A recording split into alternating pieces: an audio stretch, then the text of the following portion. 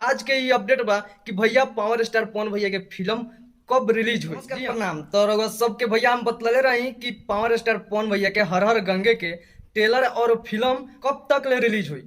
तो भैया आज वही टॉपिक पर हम बात करे वाला बनी। तो अगर हमारा वीडियो पर नया होगा तो वीडियो को लाइक और चैनल को सब्सक्राइब भैया जरूर करते हैं। काहे कि हम पावर स्टार पवन भैया के सिर्फ रउआ सबके पास अपडेट पहुंचाइले और जितना भी नया अपडेट होला जल्द से जल्द चाहिए कि रउआ सबके पास भैया पहुंचो। वैसे ही आज के ये अपडेट बा कि भैया पावर स्टार पवन भैया के फिल्म कब रिलीज हुई। जी हाँ, रउआ सबके बतला दी भैया कि जौन पावर स्टार पवन भैया के हर हर गंगे फिल्म बा भैया अभी भोजपुरी के नंबर 1 कहे जाए वाला फिल्म बा। लेकिन रउआ सबके प्यार आशीर्वाद के एकरा जरूरत पड़ी वो टाइम पर जौना टाइम पर रिलीज हुई वहाँ एकरा के नंबर 1 बनावे के बा। भैया पावर स्टार पवन भैया के फैन में भैया उतना पावर बा कि फूस कईल गाना के भी आज रउआ लोग हिट करके दिले बन। जी हाँ, कुछ चमचा बेलचा लोग कहत रहे लो कि धनिया ये जान गाना फूस करके रह गई, लेकिन अब भी वो चमचा बेलचा जाके देखो कि गाना कहाँ तक लोग पहुंच गए बा।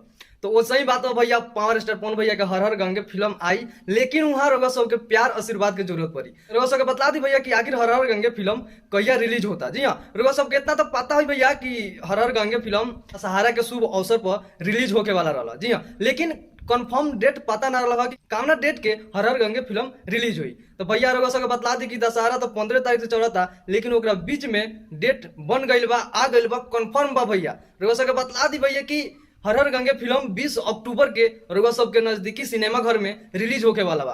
तो रउआ सबसे भैया इहे माने आस करम कि फिल्म के नंबर 1 बनाई जाए कि जितना बजट के फिल्म बनल हो भैया और जितना दिन के शूटिंग लागल हो भैया वो का हिसाब से अभी नंबर 1 पर बा। लेकिन रउआ सबके प्यार आशीर्वाद अगर भैया मिलता तो पूरे भोजपुरी में नंबर 1 फिल्म कहलाएगा। भैया रउआ सबके बतला दी कि 20 अक्टूबर यानी अगले महीना में 20 तारीख के फिल्म रउआ सबके दिखे सिनेमा घर में देखे के मिली। तो प्यार दुलार जरूर दे हमें फिल्म के। कमेंट करके भैया जरूर बताएं कि हमारा अपडेट कैसा लगा रउआ सबके, और रउआ सब 20 अक्टूबर के भैया फिल्म देखे जा रहल बानी कि ना। भैया 100% हम विश्वास करें कि हमारे जितना भी भाई बानी जा, जितना भी पावर स्टार पवन भैया के फैन बानी जा, भैया 20 अक्टूबर के गर्दा उड़ा देवे के बा। काहे कि हर हर गंगे रउआ सबके पता बा भैया कि कितना बजट में फिल्म बनल बा। तो सिर्फ रउआ सबके प्यार दुलार के ये फिल्म के जरूरत बा।